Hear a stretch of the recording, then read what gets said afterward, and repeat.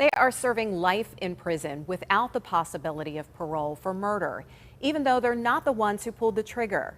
Now, the state Supreme Court will decide if hundreds of inmates should get at least a second chance. Tonight, in part 2 of his special report, KDKA lead investigator Andy Sheehan is profiling one inmate, the brother of a famous writer, who got that chance after 44 years in prison and is now making the most of the rest of his life. As a young man on the streets of Homewood, Robbie Weidman was bound for trouble. At just 24, he got involved with a robbery gone wrong. Things went south when his accomplice shot and killed the victim, and Weidman went to prison for life without the possibility of parole, even though it wasn't he who pulled the trigger. I was involved in a man getting killed. I didn't kill him, didn't expect it to happen. I was in that lifestyle. So I don't say, oh, I should have never went to prison. Yeah, I should have went to prison for what I did. But for life? Like more than 1,000 other state inmates serving life for second-degree murder, Weidman was given a future without hope. Opponents call it death by incarceration, a punishment both cruel and unusual, denying an inmate any chance of redemption. It discourages a man from trying to change almost. I mean, I know you can understand that. In some way it makes sense. Then why should I? You tell me I'm never going home. But now the state Supreme Court will hear a case that may change that. This fall, it will take up the sentencing of another local young man involved in a similar robbery gone bad. Even though Derek Lee did not pull the trigger in this homicide in the city's West End 10 years ago, he's serving mandatory life.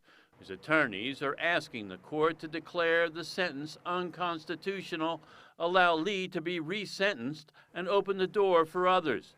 Weidman says not only will the state save about $50,000 a year for housing each inmate, communities would benefit from the re-entry of reformed inmates. If the court overturns second-degree murder and quits putting people in prison who didn't kill anyone, society is going to win. And even though he had no chance at freedom, Weidman did change for good. In prison, he quit drugs and alcohol, became a counselor to other inmates, and earned a degree. His struggle became the subject of the book Brothers and Keepers, a memoir by his brother John Edgar Weidman, the nationally renowned Pittsburgh novelist. Finally, after 44 years in prison, Governor Wolf commuted Weidman's sentence. This is the house of life. Today, Weidman runs this three-quarter house for former inmates, giving them a place to live, job training, and the support they need to re-enter society. Weidman says he's dedicating the rest of his life to using his hard-won experience and wisdom to help others. His hope is that lifers like him will someday get paroled and join the others. Trying to help people. You know, for me, that's what it's about. That's what it's about. I made a promise to the guys that I left behind that I would, and I'm trying my best to hold up my word. This case is expected to go in front of the state Supreme Court in October, but already Governor Shapiro has weighed in, filing a surprise brief asking the court to declare these mandatory sentences unconstitutional. Reporting in the newsroom, Andy Sheehan, KDKA-TV News.